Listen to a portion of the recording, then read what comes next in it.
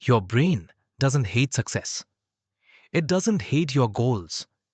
It doesn't hate the idea of becoming more disciplined, more focused, or more confident. What your brain hates is the uncomfortable part in between. That's why you can think about changing your life for hours. But when it's time to actually open the laptop, go to the gym, clean your room, or start studying, something inside you suddenly says, maybe later, and before you know it, later becomes tonight. Tonight becomes tomorrow, and tomorrow becomes the same cycle all over again. But here's what most people get wrong. This doesn't always mean you're lazy. A lot of the time, your brain is simply doing what it was built to do. Save energy, avoid discomfort, choose the easiest reward available. And in the modern world, easy rewards are everywhere. Your phone is easy. Scrolling is easy. Watching one more video is easy. Checking notifications is easy. Ordering food, lying in bed, telling yourself you'll start when you feel ready. All of that feels easier than doing the hard thing, because hard things usually don't reward you immediately. Studying doesn't feel good in the first 5 minutes. Working out doesn't transform your body after one session. Building a business doesn't pay you on day one.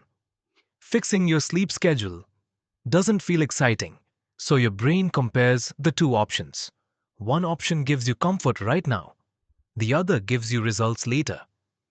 And unless you train it differently, your brain will almost always choose right now. That's why you tell yourself, I'll just check my phone for 5 minutes before I start. But 5 minutes turns into 20, then 20 turns into 47. And by the time you finally look up, the task feels even heavier than before. Now you feel guilty. And because you feel guilty, you want comfort again. So you go back to the same thing that distracted you in the first place.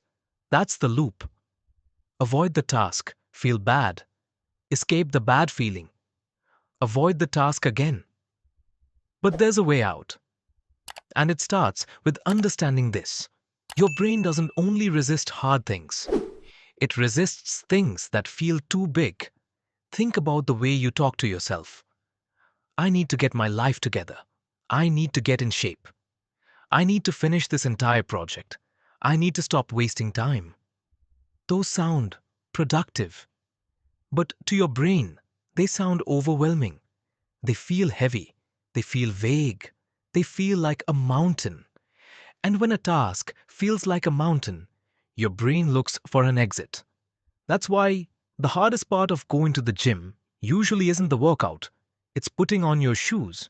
The hardest part of studying isn't always the material. It's sitting down and opening the book.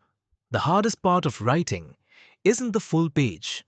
It's the first sentence. Most people try to beat resistance with pressure. They say, come on, just be disciplined.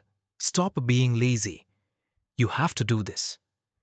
But pressure often makes the task feel even bigger. And when the task feels bigger, the resistance gets stronger. So instead of trying to force your brain to love hard things, make the beginning smaller, almost ridiculously small. Don't say, I need to study for 2 hours.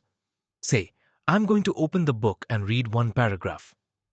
Don't say, I need to clean my entire room. Say, I'm going to clear one corner. Don't say, I need to get in shape. Say, I'm going to do 5 push-ups. Don't say, I need to finish the project. Say, I'm going to work on it for 3 minutes.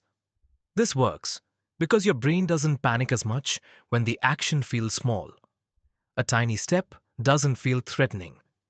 It doesn't require a huge identity shift.